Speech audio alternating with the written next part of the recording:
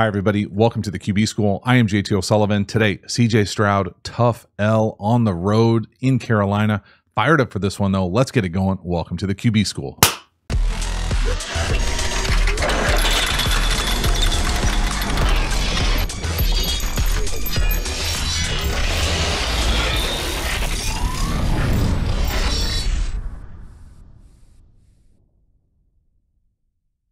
Before we dive into the video, a quick reminder about the Quarterback School Patreon community.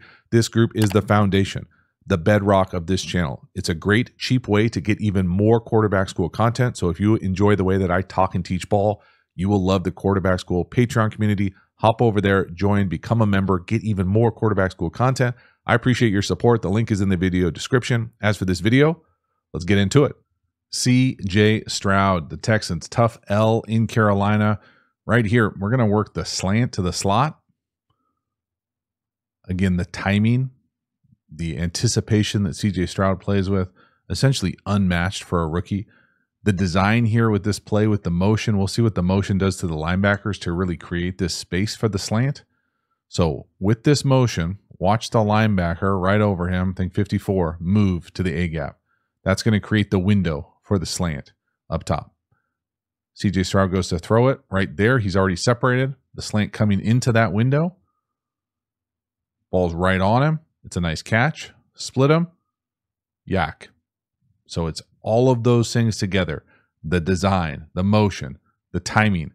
Now I will say, and again, I don't pretend at all on this channel to have all the answers or to have very many answers. But this little slant, we'll call it here, looks like it is paired with what I'm going to call all go down here, and then what is commonly referred to as a jog route. No idea what this is. Normally, I would say this would be paired with a double slant, but I don't know. If he doesn't throw it to the slant here, I don't know where this ball would go. So I'm glad it works out like this. I'm glad they kick over with the motion, create that window. You hear me on this channel say a lot in the quick game, I like one step. This is one step. Catch, one step, lined up. Ball's out quickly, strike. He's able to keep his shoulders level, hips level, eyes level. Ball's right on him. Look at him like half lined up already. Boom. How quick and sudden that is. Catch it. 54 is in the A gap. You see 54 lined up in the left A gap. That creates the window. It's a nice catch. Let's go. Good start. Next one here, 3rd and 5. We're going to work what I'm going to call the speed out up top to the number 1. Maybe it's more square outy. The timing is not quite as good as it normally is. The accuracy is outstanding. The fact that he can't get through the throw because the left tackle's in his lap, outstanding. The ball location, outstanding. The problem is it's into the boundary. Okay, so that just means into the short side of the field in football terms. And so you don't have a lot of room to work. And so normally I would say this throw would be 3 no hitch. So from gun, 1, 2, 3, and throw, or shuffle on a tight hitch. Right here, it looks like he takes a drop, and then he almost like takes an extra hitch here, which is tough, which makes this throw have to be perfect, high, outside, right on the sideline. So just kind of funky timing where the accuracy allows it to overcome it, the arm strength. See how he definitely takes a hitch and then like sinks on that back foot. But the ball location is outstanding. Look at that throw. Woo-hoo-hoo! Really nice job. And again, he can't get through the throw, right? Left tackle right in his lap. See him can't get through it. Almost puts his hand. He does put his hand on the back of the left tackle. That is outstanding. Look at that ball right up on his face. First down. Next one here, 3rd and 4. We're going to work the number 1 down here to the bottom. I'm going to call this like a crummy quick out. I don't know what this route is at the top of this. You don't see this a lot. You know, maybe it's a choice that just kind of takes forever. But man, the accuracy, again, outstanding. So what I'm talking about is not loving about this route is right here. When he comes out, he's kind of like almost like cha-cha-cha and then into it.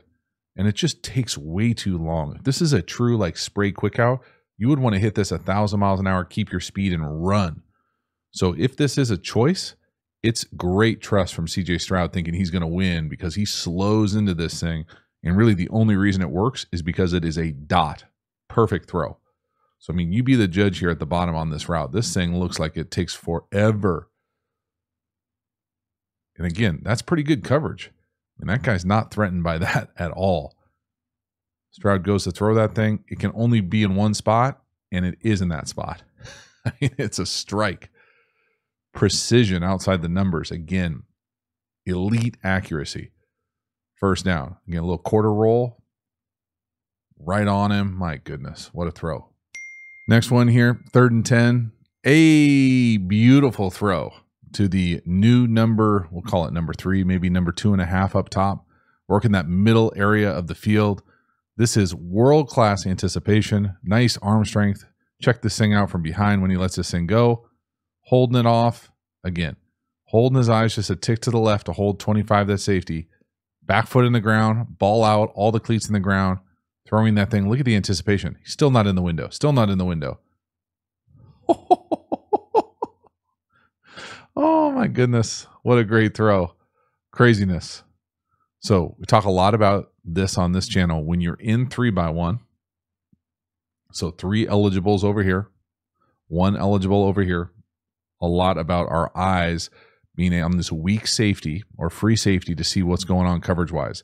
If he is hunting up the number 3 over there and essentially not looking down here, like one-on-one down here with the corner and the wide receiver, it's really hard to come back and work this middle area because they essentially have an extra defender when the safety inserts into this.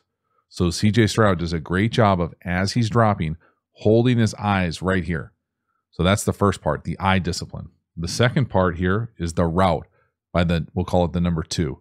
He's going to go up and wrap right around that linebacker into this area. So whether it's a seam or a basic, it's a beautiful job. Because if that's not there, there really is nowhere else to go. We got like a little rub man beater out here with a return loop.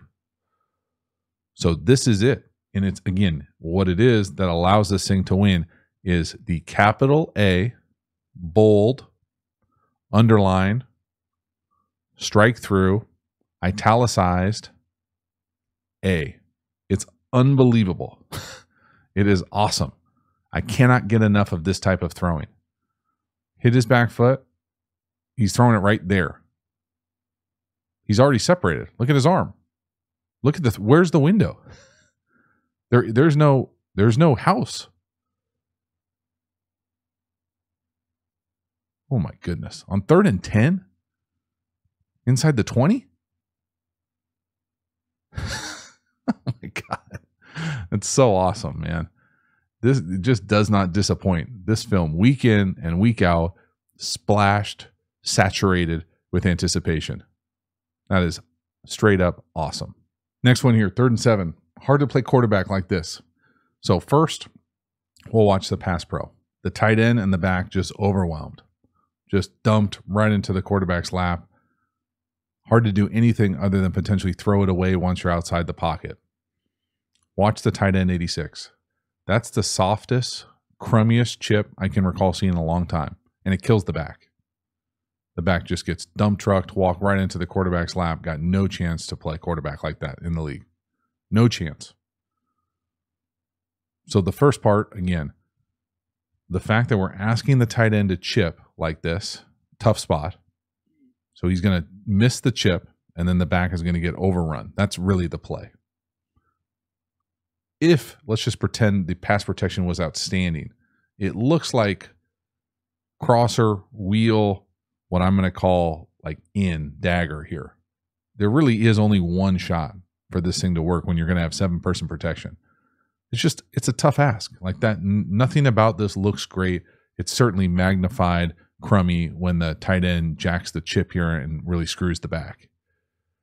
No chance. But even if, even if he wasn't getting overwhelmed at running back, there's still not a lot of space there besides for the in, right? I guess the in would be there, but kind of one and done there. Just a really tough play. You just hate to see guys in tough situations like that where the tight end missing the chip really puts the back in a tough spot. The back looks a little confused. It almost looks like he's trying to step up into the B gap, and then the right tackle takes him. So maybe the right tackle does the wrong thing. Only they know, right? You would think that the right tackle would probably be out on the edge, but again, only they know their calls. But Either way, the running back is in a really rough spot right here. Dunk. Oh my God, that is not the matchup we are looking for. Wow. Halftime, you dig the channel and you haven't already, please like, subscribe, hit the bell, get the notifications. I sincerely appreciate you subscribing to the channel, so thank you for doing that. Again, the Quarterback School Patreon community, you know about it. Join, become a member, get even more Quarterback School content. Then we also have Quarterback School courses. Now, these courses are the premium content available through the channel. These are deep, deep dives on my favorite football topics. We've got courses on RPOs, tempos, pass protection, certainly relevant in this video. We've got the best-selling course is How to Beat Every Coverage. We even have an entire offensive system and framework available for you. So if you're interested in any and all of those, they're linked in the video description. We also have a bunch of free resources available. Those resources also linked in the video description. Finally, make sure to follow me across social media platforms. I appreciate your support. As for this video, let's get back to it. Next one here, tough to win when you turn the ball over like this. They're going to run spot cross or spot basic from that kind of wide-ish bunch. Nice job from Stroud here finding the spot. 47 just got to hold on to the ball. Again, just tough one here. Nothing really to report other than the fact that Stroud plays this thing perfectly. Guy right in his face, puts it right on and makes a good decision, but the ball comes out. So hardly anything CJ Stroud here can do. Design-wise here for me, this is just spot cross in a lot of West Coast world. That means that the spot where the ball ends up being thrown right here, coming in here and sitting right here, going to be run with that basic or cross right here and a flat. And just stretching that flat defender, going to read whoever that kind of flat defender is, hook defender, curl defender, right in this area. So as soon as he gets inside and we've got this window for the spot, put it on him. Really nice job seeing it, taking advantage of that flat defender. Boop. Right around him. He gets lost. Nice job working the edge. Just can't. Got to be able to hold on to the ball there. Give yourself a chance. CJ Stroud, they're doing a nice job operating, dealing with that cross dog right in front of him. C54 right in his lap. No panic. Great base. Throws right up on his face. Just can't hold on to it for him. Wow. This is a pretty sweet play from CJ Stroud. This is also a really cool design here down to the bottom. They don't get a chance to hit it, but we'll talk about it. CJ Stroud's got to go. Flushes able to see this thing back across his body and go get a first down. Now, certainly living on the edge with this type of play, even though I feel like it's becoming more and more common for guys to be able to do it and trust their eyes. But man, this play has got a lot of things to like. First of all, it's got to be a scary time to be a center in the league, man. How they're trying to ISO up these centers with these guys making two-way go moves on them on third down. My goodness. What is this play? Now, where the ball ends up is to the guy in motion. He's going to run what I'm going to call that like looper return. And it's not there, it's not there, it's not there. He finally just drifts as CJ Stroud kind of comes out of this thing and we're able to find him back across. That's cool. That's a great play in and of itself. The design element here that I really like, let's clear this thing off, is to be able to say where the ball was supposed to go. And I think the ball was supposed to go not to this wrap in, but to this double move. So this normally with that pivot gather right there or hitch is the normal wrap in play. But this is almost a double move off of that where he comes up, stutters, and then he's going to go. So that's kind of the double move where the ball's probably trying to go. And then if that's not there, then you've got this where the ball ends up inevitably goes here on that looper return. So kind of probably 1, 2, we're trying to get that 2, 3 to the check down, but right here it kind of ends up being kind of a scramble-ish play where we're just creating. So watch that number 2 down here to the bottom. Comes up, hezzy, and goes. You can see that double move potentially there. Regardless, CJ Stroud making a play on third down, using his vision, trusting his eyes. Definitely got that playmaker kind of gene that I think a lot of people were nervous about was just a one-off thing versus Georgia. Again, you want to play center in the league? Hand between your legs, two-way go, third down. Whoa. Tough time to be a center in the NFL right now. My goodness. Great job, CJ Stroud. Make a play, go get a first down. Next one here, a little naked keeper to the left up top. We're going to hit the number 2 on a wheel that kind of settles in the hole versus a half field safety. So nice job from Stroud getting downhill, running hard, barely gets this thing over the top. It gets tipped actually, and they're a little fortunate, I think, that it gets tipped because I think 85 steps out of bounds. I'm not a referee, but I'm going to try to sort it out for us here. Nice play fake, get out on the edge. no to the flat, accelerate. You can see that throw down the sideline. I mean, that is pretty sweet, right? Going full speed. Got to throw it over the corner who's sitting on the ground right now. Nice shot from the corner. Hop up.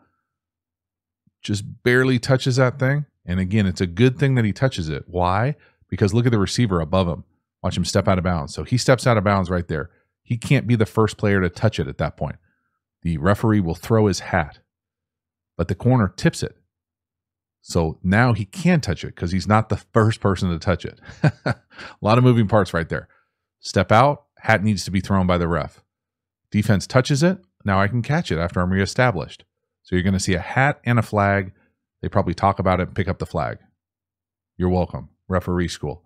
A lot of moving parts. First, CJ Stroud. We're going full speed to our left. We're running downhill. We're carving this thing down towards our target. Nice job by the wheel, sorting this thing out, running right through the corner. Settle that thing. Big time chunk on the left sideline. That's a really nice play.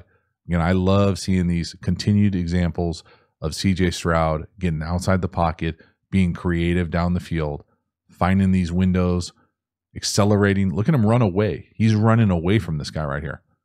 Accelerate away, full speed, to his left, make it work. Let's go. Next one here, 3rd and 9. We're going to get a completion down here on the little looper return, but it's still going to be a punt. Now, this is one of those things that's tough to kind of wrap your head around, especially as a young guy in the league, that it's okay to punt after a 3rd down completion. You hear people say it all the time in NFL quarterback rooms. So let me say it again. It's okay to punt after a 3rd down completion. They're calling the play. They have these routes underneath the sticks. Throw it if that's the read. So what is this play? To me, this play is a little switch release. So the 1 and the 2 down here at the bottom are going to switch. So we're going to go here and here. Okay, so once we go inside, the number 2 here is going to run that little looper return. He's where the ball ends up going. Well, it's 3rd and 7. The sticks are way down here. So that guy's not going to get the first down if he gets catch and tackles. From there, we're going to go up and run this corner or 7. Now, the read is probably, what does this corner do? Do you think you can throw that deep outer corner down here? I don't know. It's a little dicey. Well, then get it down and punt. And that's it. And that's exactly what CJ Stroud does. So it's one of those things where if you watch it on the broadcast, it can be frustrating. Like, why is he throwing it underneath the sticks? Very, almost like Kirky, where, we don't need another check down like this. Well, there's no guarantee that that thing's going to be open if he waits another hitch to throw that corner. And it's not ready yet. He does a good job getting it out. They make a nice tackle. We punt. Tough. But it's hard to be critical for me for CJ Stroud here of he's making the right decision. Look at the base he's taking right here. Really nice job with the base. Takes a big shot on the stunt on the backside. Just not enough for a first down. Next one here. This is a tough one. Now, this is one of those throws where the level of difficulty is extremely high, but you're almost, or at least I'm almost surprised when CJ Stroud doesn't make it. That's how well he's been playing. That's how good he's been playing. This idea being that we're going to do this twirly bird, move the launch point, come out of this thing, have the post and the over. He's got a chance for a big time play there. There is nothing easy about that throw. Nothing. Okay, so don't get it twisted like, oh, he missed a wide open shot, or we definitely had that. Absolutely not. Okay, so what we're going to do here is we're going to fake, catch, fake, move the launch point. We're then going to throw this post versus a really high safety over the top. Now, is it there? Yes. Is it a perfect throw? No. It's a crazy difficult throw. Back across your body. Normally, these type of throws, when you come on and say, man, probably shouldn't have thrown that post. It was high level of difficulty. You come out and say, oh, I bet the over is going to be wide open. The over's not wide open. Hey, there's 3 guys standing around it. Okay, so this is really the only opportunity. We just leave it like a club short. Hits a little gust. And not the throw we're looking for. But I like the idea. I love the aggressiveness. That's just a high level difficulty throw. And he's got someone running right at him. Maybe if the left guard holds up here a little bit better and he's got time to step into that, we can make that throw because he definitely kind of chucking half ducks. But man, that's one of those ones where you look back at the end of the day and you're like, man, if we hit this, we probably win.